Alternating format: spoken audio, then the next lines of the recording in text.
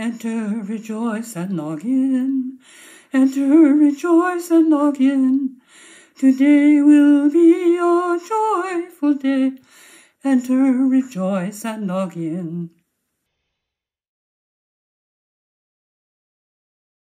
We're the Bama kids, and we're going to be lighting the chalice for this week. We light this flame as a symbol of new life, enlightening our way, as a symbol of the warmth in every human heart.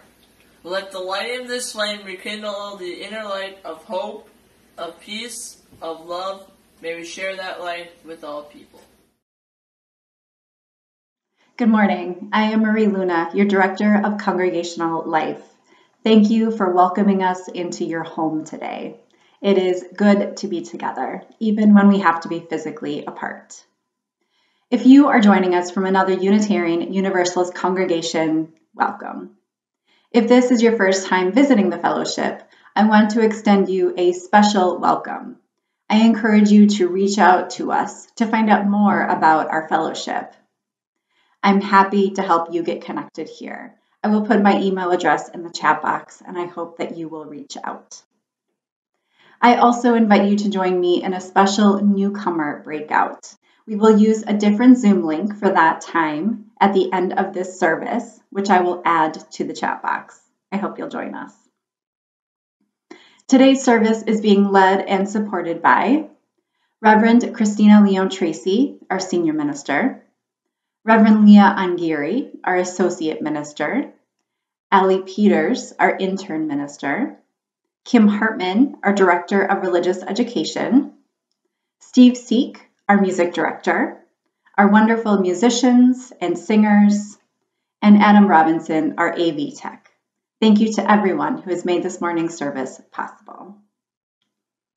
This year we are focusing on growing resilience. We are digging in to what it means to grow ourselves and our community to be sources of life, even when things get tough. Right now, we are in the theme of focusing on flexibility. Thank you for joining us as we remember the power of change, growth, and bending under pressure. We are so glad you're here. I invite you to settle into your space, wherever you are, setting aside your week in whatever way you are able so that we can be together fully, even from afar.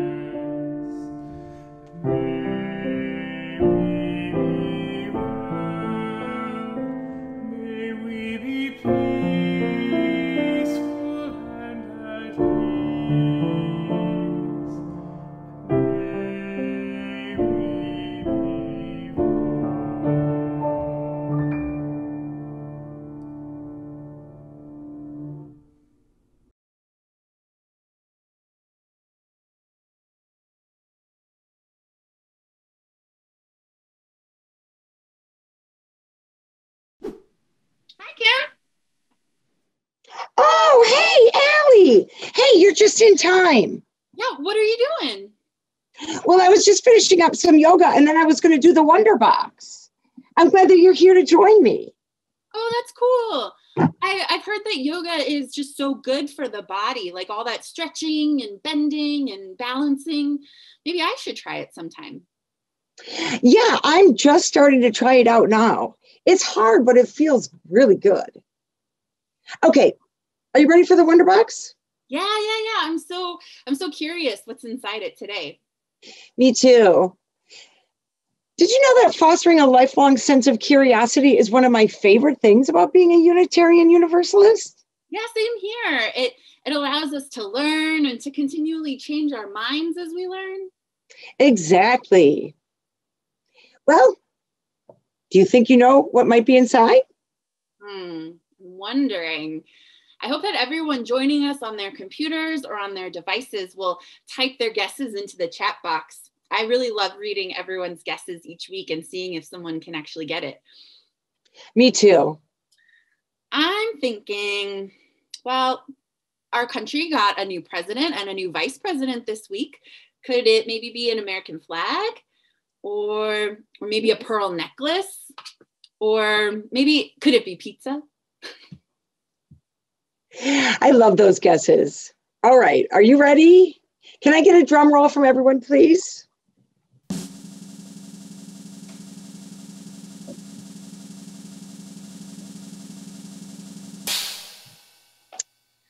Oh, it's a bamboo stick. Oh, cool. Yeah, it's neat that we have one because later in the service, we're going to hear a story about how bamboo is actually super strong. Wait, what? Kim, really? I mean, maybe that stick is kind of strong, but I'm sure I could find a stronger stick easy. Oh, really? Yeah. Okay, you're on. Go ahead and find one.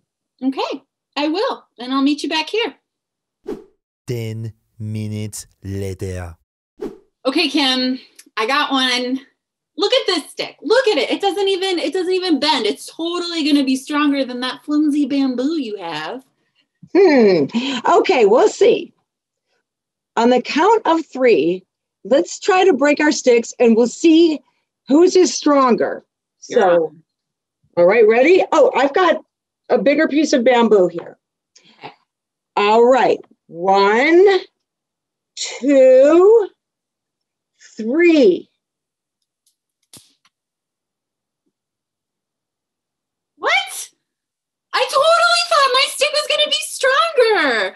I mean, look at it. It felt so stiff and sturdy. And when I tried to bend it, it didn't budge. I can't believe my stick broke. Yeah, maybe that's the problem, Allie. Maybe the fact that the bamboo is flexible actually makes it stronger. You think so? Yeah, I do. It's just like the yoga that I was doing earlier. Bending and stretching my body and getting more flexible is helping my body to feel stronger too. Huh. I thought for sure that the more rigid stick would be stronger. I guess I was wrong. Huh. Kim, you just taught me something new. Allie, I think that life can actually be like that too. What do you mean? Well, I'm learning that when I'm a little flexible with how I think, when I'm willing to change my mind and when I'm open to considering new ideas, it can be easier to get through challenges and tough stuff. Oh, yeah. Yeah, that makes sense when you say that. Because when I feel stubborn and set in my ways, like when I think that my way is the right way, that can make things harder for me, because then if things don't go my way, it can feel like I don't know what to do, or like maybe I might break this stiffer stick.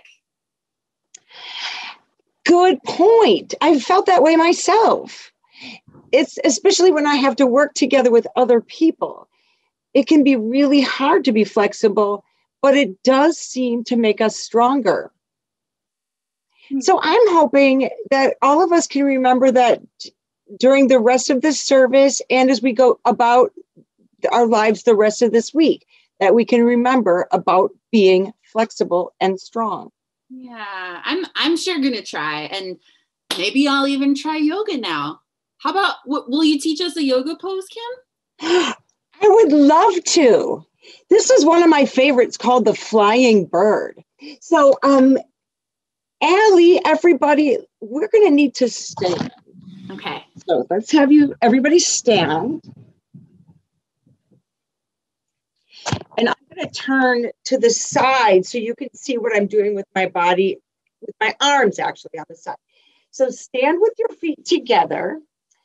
And you're going to, once you get your balance that way and you feel strong, then you're going to slowly tip your body forward and raise one of your legs off of the ground, keeping it straight.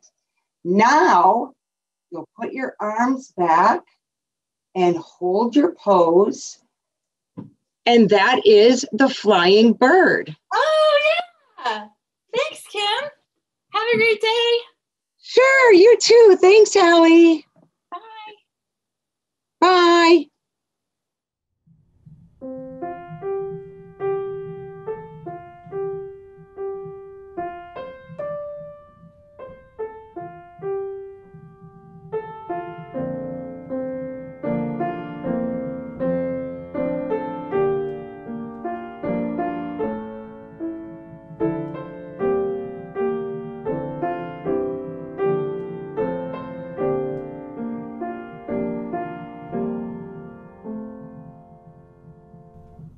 Look inside your souls, the kindling of the hearth our pilgrims knew. Find the spirit always restless, find it in each mind and heart. Touch and hold that ancient yearning, kindling for a newfound truth.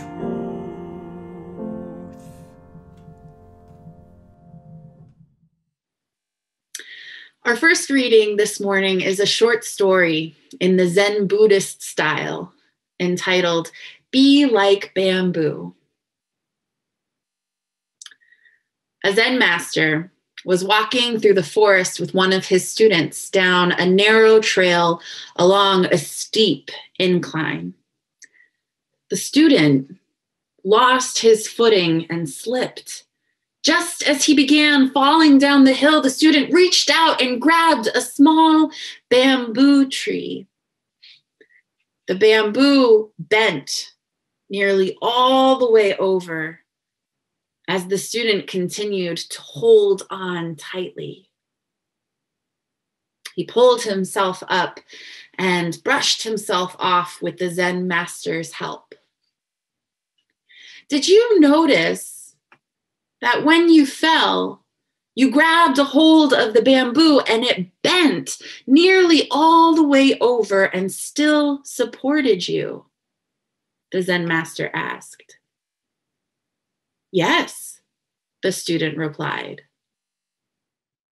The Zen master gripped the bamboo and pulled the bamboo over. Be like the bamboo, the Zen master said, as he let go of the bamboo and it sprang back to its upright position. It is pushed around by the wind, and yet it always bounces back and grows upward toward the sun, enlightenment. Have you ever felt as though you were going to snap? Have you ever felt as though you were at your breaking point emotionally? Yes, the student replied. Then bend, do not break. Such is the way with bamboo. It endures the stress and finds a way to bounce back, the Zen master stated. This is called resilience. Our second reading today is an excerpt from Wisdom from the Torn Heart by Mark Nepo, from his book entitled The Book of Awakening. He writes,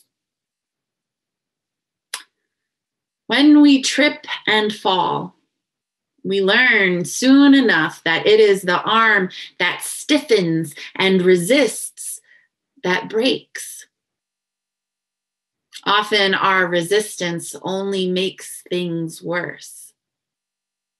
As the Chinese sage Lao Tzu said 2,500 years ago, the hard and stiff will be broken. The soft and supple will prevail. Whoever is stiff and inflexible is a disciple of death. Whoever is soft and yielding is a disciple of life. So, Nepo continues, to stay among the living, we are often asked to summon a courage, not to resist. This is different, he says, than turning the other cheek or submitting to the dominant forces in our lives. Rather, this is meeting the world with all its painful variety, with feet spread and arms open, neither accepting everything nor rejecting everything, but leaning in to what is nourishing and letting the rest move on through.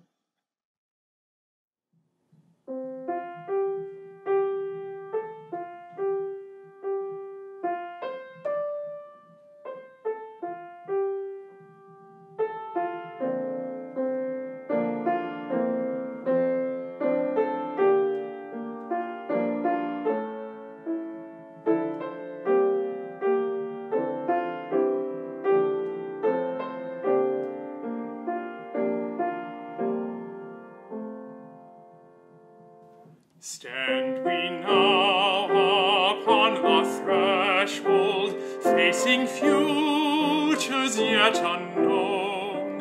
Hearth behind us, wayside hostel, built by those who knew wild roads. Guard we ere their sacred embers, carried in our minds and hearts.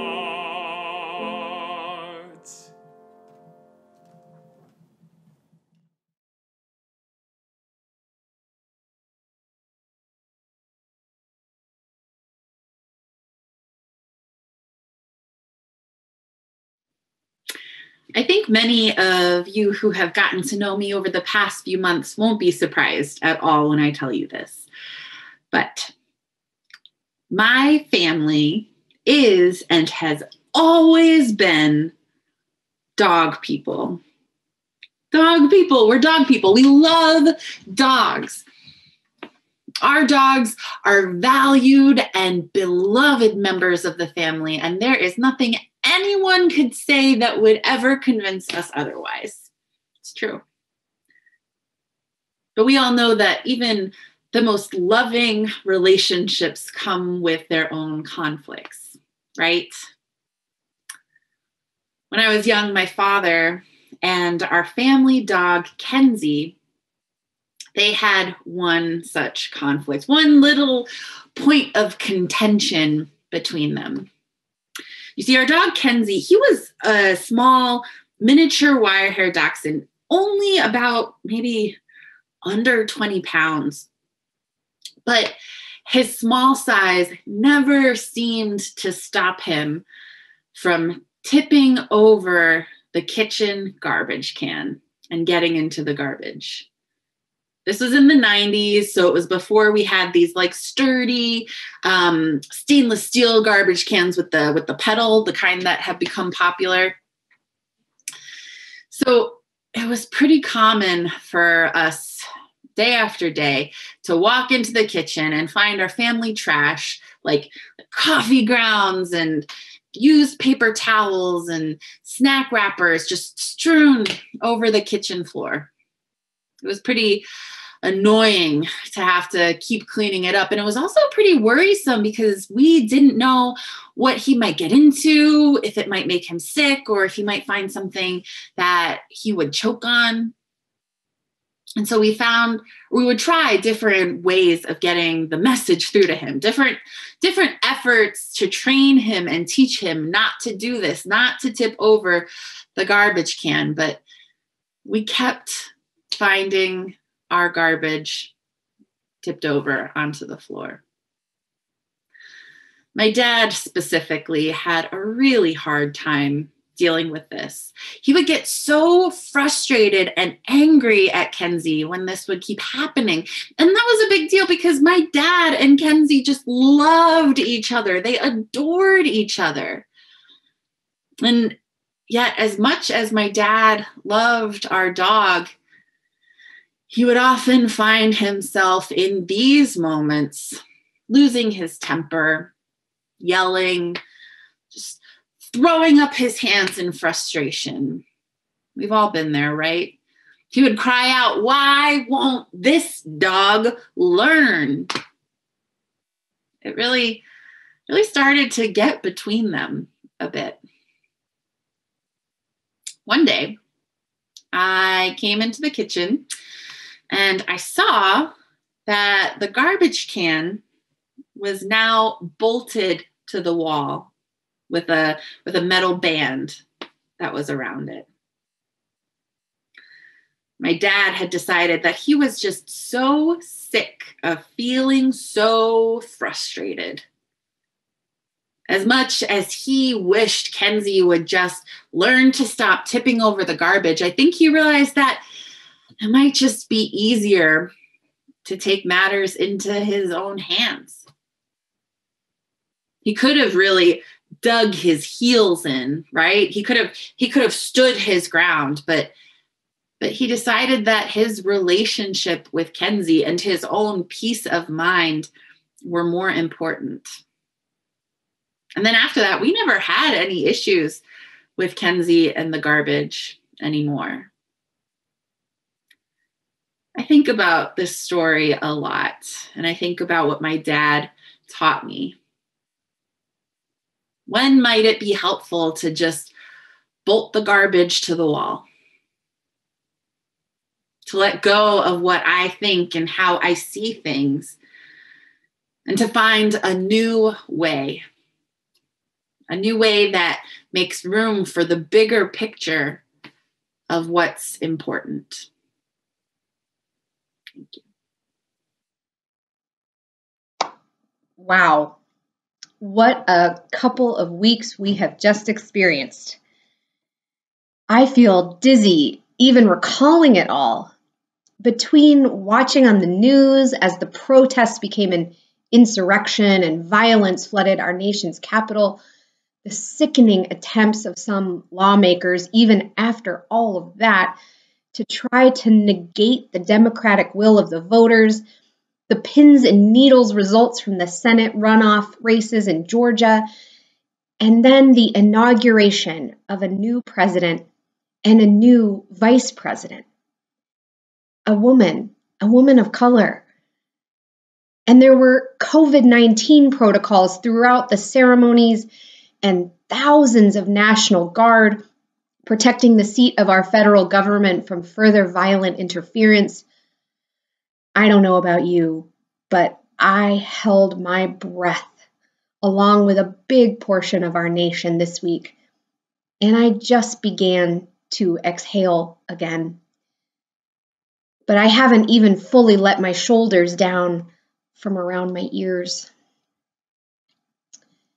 Those of us in the progressive wing of philosophy, religion, or politics, and Unitarian Universalism is indeed a faith firmly rooted in liberal religious tradition. We have a tendency toward open-mindedness, willingness to change, to take on new perspectives, to try on different ideas. This is good. This service is all about the power of flexibility. But before we can be like bamboo and allow ourselves to bend, we need to be firmly planted. The last weeks, year, who are we kidding? Years, have felt like being in a storm.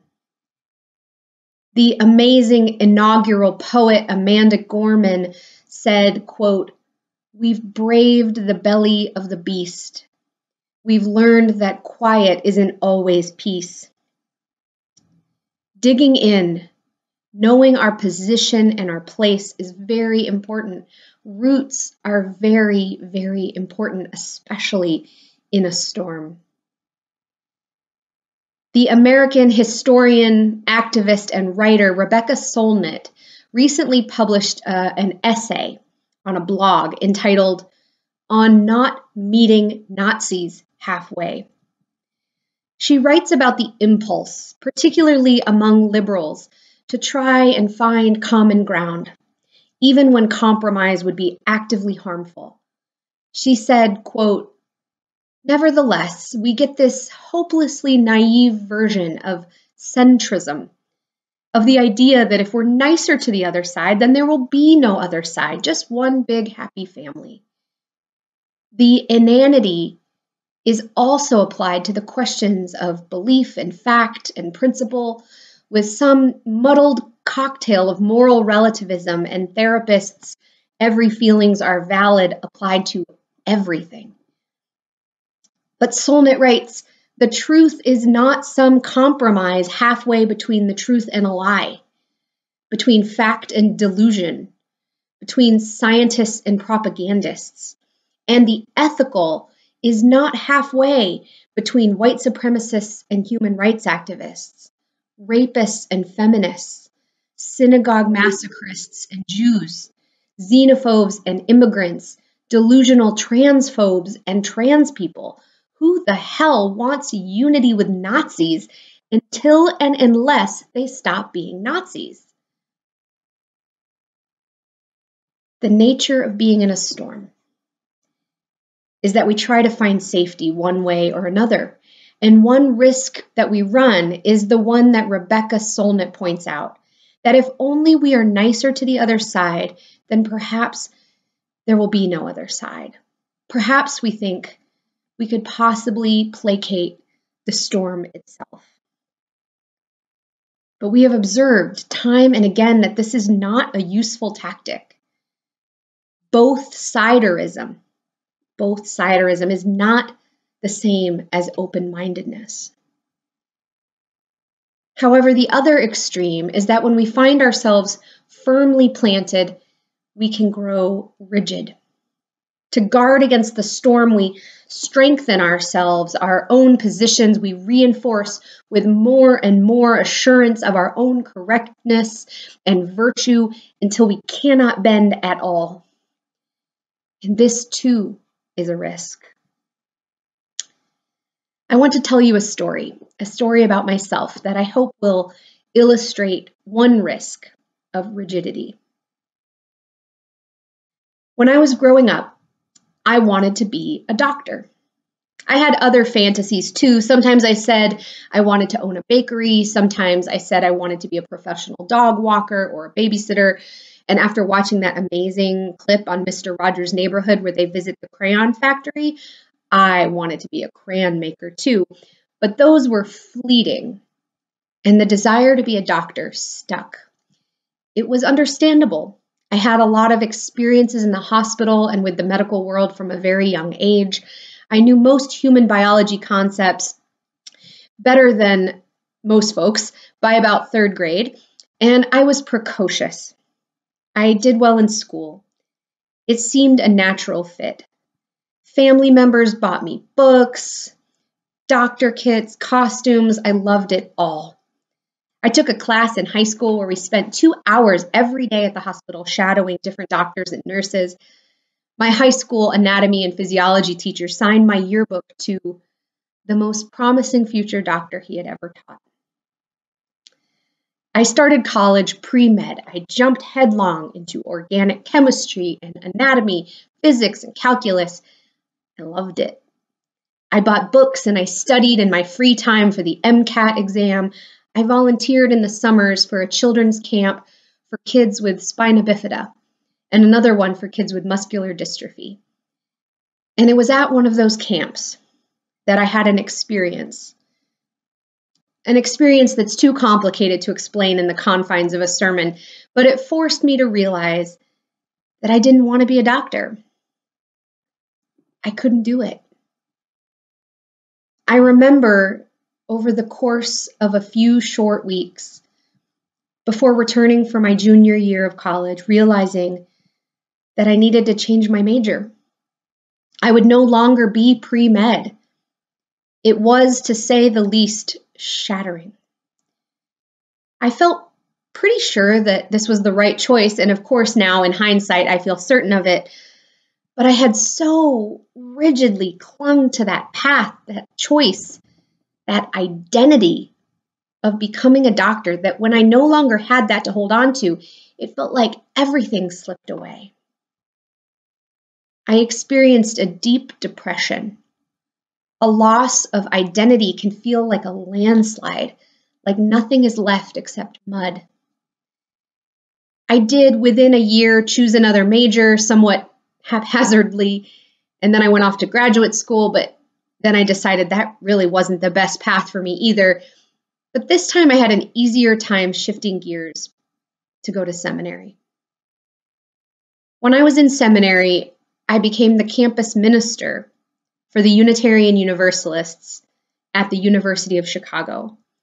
I hosted worship and social events, service projects for the UU students on campus. And every year, I would see students experience what I had experienced. They would come in on their first week of freshman year and proudly announce their major as if it were handed down by Moses on Mount Sinai. And I would try, often casually over cookies, to encourage the students to be okay exploring a bit. That's what young adulthood is about. They're not required by some ordinance to be exactly certain of their life's path. And usually the students would sort of smile and nod, thinking to themselves, okay, Reverend, whatever. And then a semester or two later, I would find myself consoling them as they decided to change, and their former identity as pre-law or pre-business or whatever it was crumbled around them. Career choices or academic majors are certainly not the only thing that we hold to tightly. Some of us perhaps never did that at all, but instead have held rigid political beliefs our whole lives, or have had to change our parenting philosophy once the reality of real-life children crashed into our ideals. Serious illness also has a way of coming into people's lives and upending their understanding of themselves and their roles and their beliefs about the world. Many of us have experienced the loss of religious faith, the recognition that what we once held to be completely infallible is no longer what we believe at all. I had that experience in my early young adulthood too. You perhaps have a different example of something that you held rigidly until it finally broke. This is why the Zen teacher encourages the student to be like bamboo, to find our roots surely, but also to be willing to be flexible so that we don't snap under the weight of circumstances. As Mark Nepo wrote, quote, "When we trip and fall, we learn soon enough that it is the arm that stiffens and resists that breaks." He continues, "This is not turning the other cheek or submitting to the dominant forces in our lives. Rather, this is meeting the world with feet spread and arms open, neither accepting everything nor rejecting everything, and letting the rest move on through." Neither accepting everything nor rejecting everything, and letting the rest move on through. Unitarian Universalism is a faith of neither accepting everything nor rejecting everything. People often lift up our open-mindedness as proof that you can believe anything you want here. And it's true that we do hold lightly to religious doctrine, with a variety of theological beliefs among us, but we're not an anything goes religion. We are rooted. Our history propels us, and our aspirations, which are currently framed as our 7 principles, call us forward into the future. We proclaim clearly and loudly that love is the most powerful, motivating force in our world, and that hell is real, but only real here on this world, in this life. And we have a commitment. We have a commitment to fighting against the sinful structures that harm our earth and that separate and diminish human life and potential. To proclaim our principles and values is an act of rootedness. It's an act of holding space and finding grounding in the storms of our world. And I hope that we can do that. But then our faith calls us to bend. To bend. Now, I imagine if you're anything like me, you have found yourself a little extra stiff. Perhaps it's too much news watching or doom scrolling, and it's made your neck tight. Perhaps you've just realized that you've been clenching your jaw for a few weeks or years. Perhaps your thoughts and feelings have worn a predictable groove in your mind, one that tells stories about the other side. And now those circumstances are changing, and that story perhaps is no longer particularly useful. Here's another story from my more recent life. When this pandemic hit, I was really terrified. As I mentioned before, I've had a lot of experience with the medical world. I have pre-existing conditions that made me more susceptible to scary outcomes if I contracted this virus. My husband and I pulled our kids out of daycare. We both began working from home. We limited our social interactions only to our next door neighbors. We ordered groceries for pickup. We washed our hands religiously. I invested in a wide array of masks, and we wore them all the time, especially when we were out in public, which was very rarely. And then last May, I got COVID-19.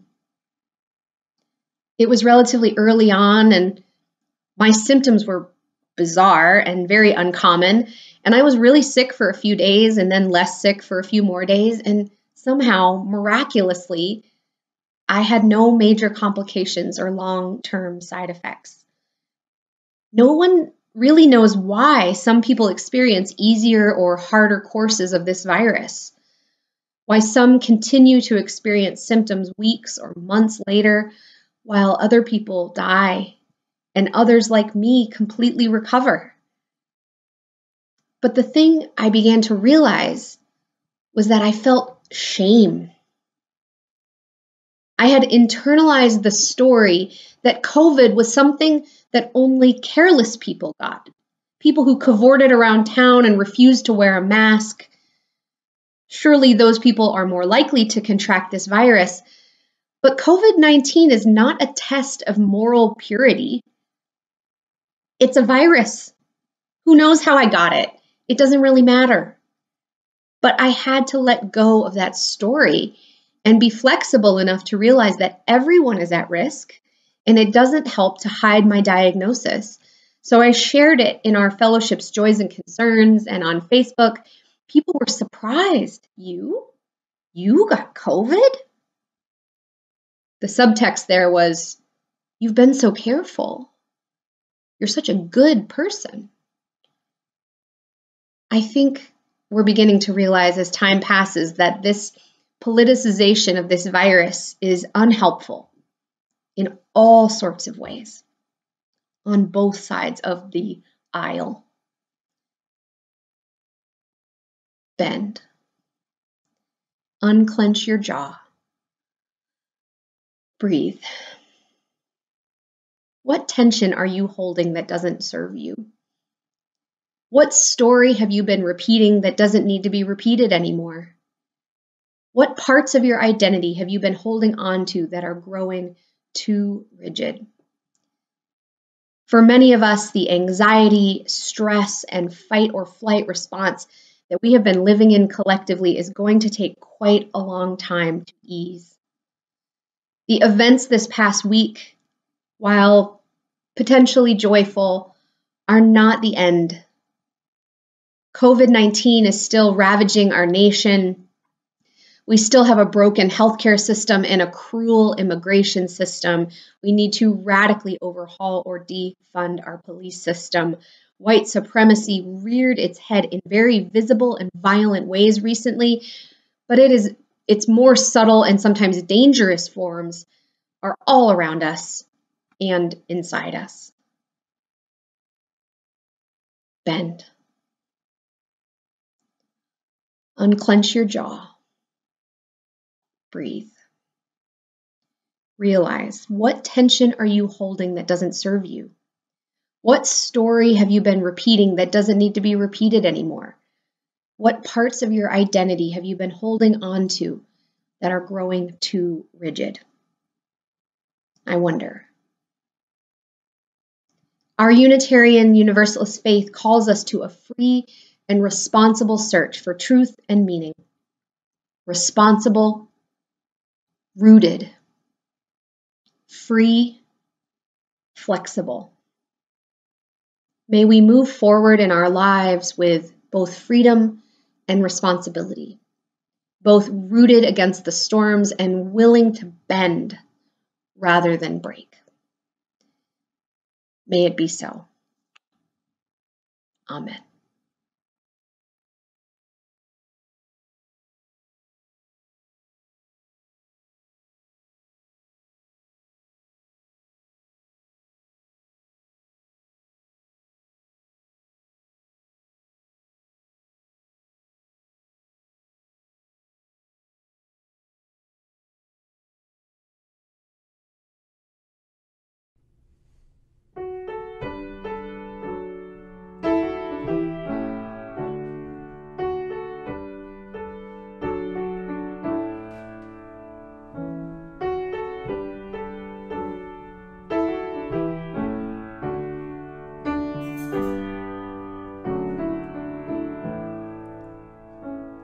We're taught to hold our ground, to never waver. We learn to be rigid and strong. Well, rigidity just won't save us. If you've got no king, you can't last long. Oh, the reed bends and bends in the wind, with its roots firmly planted. And the oak is strong, but it breaks in the storm. So keep yourself grounded and then let go.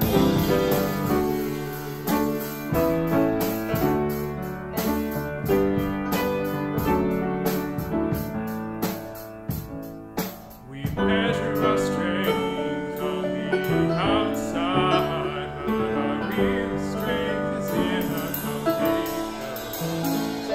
so when troubles come, we lock up and take sides, forgetting we're a web of creation.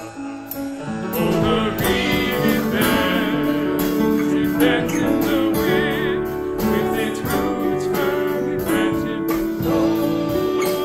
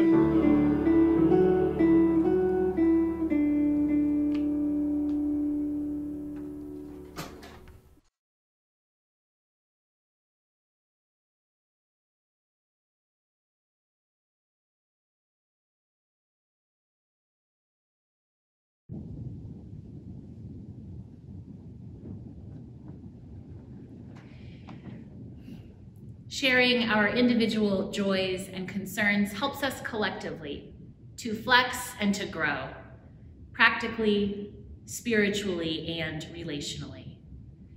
It can be a risk to share, but one that we hope feels rewarding when you know that we are holding space for and with you while we worship this morning. You might consider typing into the chat box any personal news you wish to share with our gathered community, whether it is large or small, minor or magnificent. If you would like to talk to me, to another minister, or to a member of our care team, please let me know. Connection is available if you would appreciate it. If you'd like to be included in our weekly email, which goes out later today, you can submit your joy or concern via the form on our website or by emailing me or any member of staff. With silence can come a sense of peace, expansion, and even transformation. Let's seek it together now with this shared quiet, and then we will join our voices together.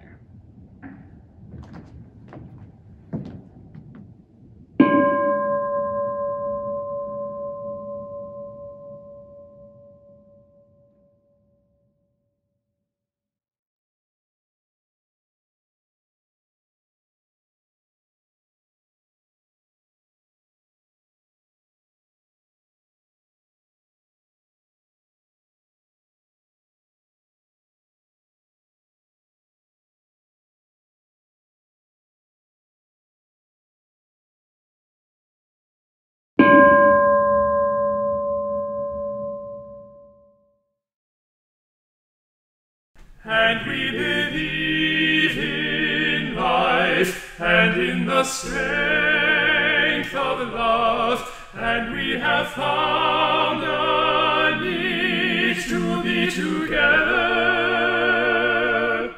We have our hearts to give, we have our thoughts to receive, and we believe that sharing is an answer.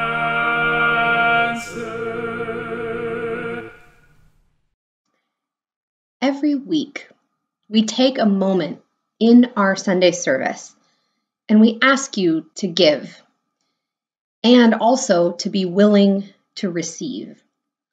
We know that many of you give in so many ways to our fellowship and our wider world, and we thank you for your generosity. It's easy for this part of the service to become background or just that same thing we do each week. We hope to transform this instead to a spiritual practice, one that encourages us to think and act beyond our normal routine. We know that there are always those among us who are in need. We are here to help. It's why we exist as a fellowship, to be here when you need us. Please don't hesitate to reach out to Reverend Leah, to Allie, or to me if you are in need of financial or emotional support, so we can offer help. We also want to honor those among us who have been left relatively unscathed by the crises of recent months and have resources to offer. Our fellowship experienced a major loss in pledges last year when the pandemic hit. And thanks to the ongoing generosity of you and a large loan from the federal government, we've been able to continue our ministries successfully. We do not qualify for another COVID-related federal government loan, and so we want to encourage you to continue to give, or begin to do so if you never have, so that our offerings might be able to continue for the months and years to come. As you hear these words from Angie, think about why you are a part of the fellowship and why you give. And then, please do. Thank you. why I love the fellowship. I love the fellowship for all of the people, the diverse perspectives, getting to learn and grow with everyone that I meet. It's a constant lifelong learning adventure, and I'm excited to be a part of it.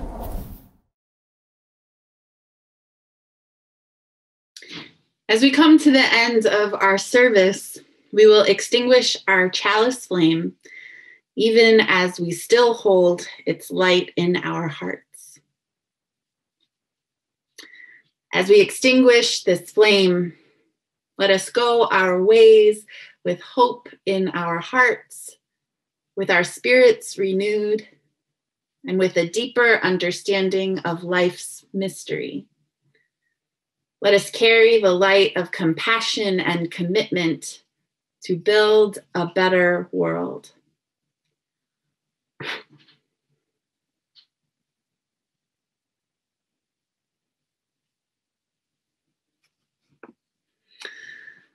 After our closing words, we will be having small breakout groups, just like usual, for 15 minutes of connection and conversation. In a moment, we will hear a short postlude song. If you do not want to participate in small group conversations, then please go ahead and use that postlude music time to log off and to leave this Zoom meeting. And if you choose to stay, I encourage you to learn each other's names and to pay attention to the timer in the corner of your screen so that everyone gets a chance to share. And with that, go in resilience, growing in strength. Go in flexibility, changing and bending. Go in peace, knowing we embrace each other even now from a distance.